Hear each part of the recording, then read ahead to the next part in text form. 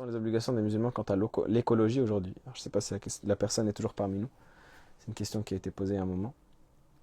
Quelles sont les obligations des musulmans quant à l'écologie aujourd'hui? La réponse est que notre dîn nous invite à préserver les ressources naturelles qu'on a et à faire en sorte d'être digne du bienfait qu'Allah subhanahu wa ta'ala nous donne à travers la nature qu'il a créée pour nous.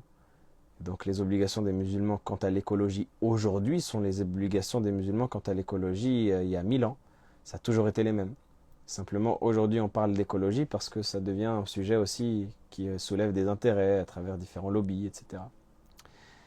On avait déjà fait un live il y a 1 an et quelques, tout un live sur l'écologie sur Twitch. J'essaierai de le remettre sur YouTube, Inch'Allah ta'ala.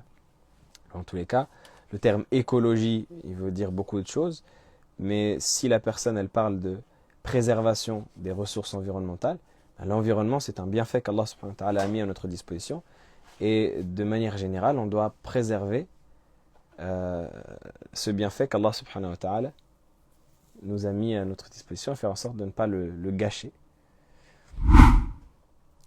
Mais dans ce cas, on ne prend plus la voiture, ça pollue, ni l'avion, etc. Non, la question est-ce que ça n'a pas été, est-ce qu'on a le droit de polluer?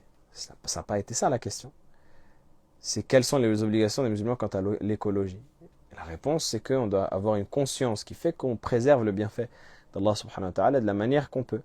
Maintenant, ça ne veut pas dire qu'on n'utilise plus les ressources, qu'on n'utilise plus rien, des choses qui pourraient polluer, parce que notre existence même, c'est une pollution.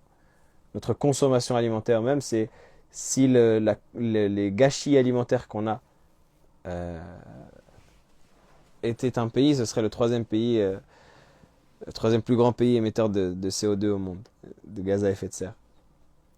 Donc maintenant, oui, c'est cela, il ne faut pas gâcher, il ne faut pas gaspiller, il ne faut pas dépenser de manière abusive.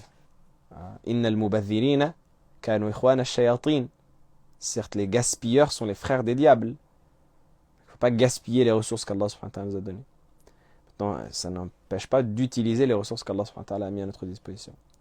Même chose dans la nourriture, on mange modérément. On mange tant qu'on a besoin, en fonction du besoin que l'on a.